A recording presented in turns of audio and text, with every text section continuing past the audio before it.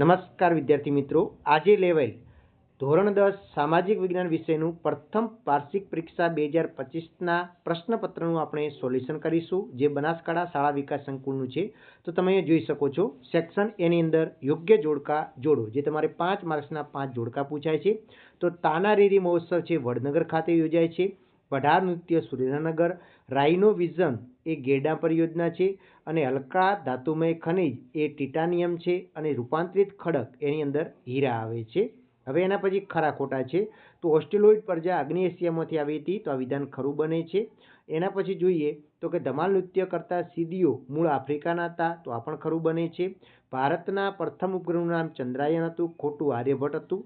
એના પછીનું જોઈએ કે સામાન્યપણે મળી આવતા સંસાધનો સામાન્ય સુલભ સંસાધન કહેવાય છે, તો ખરું છે. અને કડાણા અને વણાક બોરી સિંચાઈ યોજના મહીસાગર નદી ઉપર આવેલી છે, ખરું. એટલે એકમાત્ર 8મા નંબરનું ખોટું હતું, બાકીના બધા ખરા હતા. ખાલી જગ્યા જોઈએ તો કે ખાલી જગ્યા મેળો ધોળકામાં કારતક સુદ પૂનમના ભરાય છે, તો કે વૌઠાનો મેળો. એના પછી બનાસકાંઠાના વાવ વિસ્તારમાં મેરાયું નામનું નૃત્ય જાણીતું છે. પછી જુવાર લીલા પશુચારા તરીકે વપરાય છે.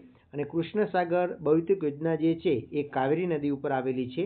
અને ગરીબી રેખા નીચે જીવતા લોકો એટલે બીપીએલ પરિવાર, કયું આવશે? બીપીએલ. પછી વિકલ્પો છે, તો 16મા નંબરનો જોઈએ. ધમાલ નૃત્ય કરતા સિદ્દીઓ મૂળ કેના વતની હતા? તો કે આફ્રિકાના વતની હતા. પછી સંસ્કૃત ભાષાના સ્થાપત્ય માટે બીજો કયો શબ્દ વપરાય છે? તો કે વાસ્તુ વપરાય છે. હાલમાં ભારતીય કૃષિ સંશોધન પરિષદ દ્વારા ભારતની જમીનને કેટલા ભાગમાં? તો કે 8 ભાગમાં વિભાજિત કરવામાં આવેલી છે. ભારતમાં લગભગ કેટલા ટકા જળ સિંચાઈ માટે ઉપયોગી છે? તો કે 84%. વિશ્વમાં કયા દિવસને વિશ્વ પર્યાવરણ દિવસ તરીકે ઉજવવામાં આવે છે? તો 5 જૂનના દિવસને.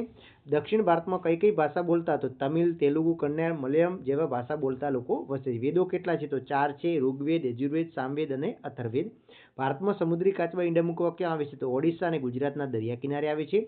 ભારત સરકારે નવી રાષ્ટ્રીય વન નીતિ ક્યારે જાહેર કરી? 1988માં જાહેર કરી હતી. એના પછી સેક્શન બી, બે ગુણના પ્રશ્નો છે.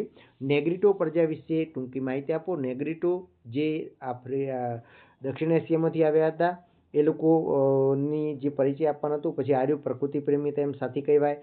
પડી પટોળે ભાત ફાટે નહીં પણ ફીટે નહીં, એટલે કે બે વડી જેને કહેવાય છે. બંને બાજુનું વણાટ સાફ પડતી હોય છે, બંને બાજુ પહેરી શકાય છે. કુમીન એટલે કે જે મણિપુરી નૃત્યની અંદર જે ચણિયું હોય છે એને કુમીન કહેવાય છે, રેશમનો. પછી ગરબા એટલે કે ગોળ ગોળ માટીના ઘડો અને એની અંદર દીવું મૂકી એની પ્રત્યે જે ગોળ ગોળ રમવામાં આવે એને ગરબા કહેવાય છે. સ્થાપત્ય કલા. પછી વિજયનગરનો સમ્રાટ સાહિત્યનો ઉપાસક હતો, કેમ? કારણ સંસ્કૃત અને તેલુગુનો હતો. તેણે આમુક્તમાલ્ય નામનો ગ્રંથ લખ્યો હતો. વિજ્ઞાન અને ટેકનોલોજીનું મહત્વ હતું. કાળી જમીનને કપાસની જમીન શા માટે કહેવાય છે? સમજાવું. વહીવટી દ્રષ્ટિએ જંગલોના પ્રકાર, ખરીફ પાક અને રવિ પાક વિશે હતું. બૌદ્ધિક યોજનાનું મહત્વ, મિશ્ર અર્થતંત્ર એટલે શું, તેની ખામીઓ, કારણામાં ધનિક ભારતમાં ગરીબો વસે છે. સેક્શન સીની વાત કરીએ, 3 ગુણના પ્રશ્નો. તો ગુપ્ત યુગ ભારતીય કલાનો સુવર્ણયુગ કહેવાય છે. લોથલ તે સમયે ભારતનું અગત્યનું બંદર હતું. મહાકાવ્ય તરીકે રામાયણ અને મહાભારતનું પડે. તો આ સંપૂર્ણ પેપર સોલ્યુશન જો તમારે જોઈતું હોય તો આપણી ટેલિગ્રામ જે ચેનલ છે એની અંદર તમે જોઈન થઈ જાઓ. ત્યાં આગળ PDF ફાઇલ તમને આપવામાં આવશે. તો ફટાફટ જે ટેલિગ્રામ ચેનલ છે આપણી વન ટચ એજ્યુકેશન તમે લખશો, ટેલિગ્રામની અંદર જે વન ટચ એજ્યુકેશન તમે લખશો એટલે આપણી ટેલિગ્રામ ચેનલ આવી જશે. તે તમે જોઈન કરી નાખો. ત્યાં આગળ તમને PDF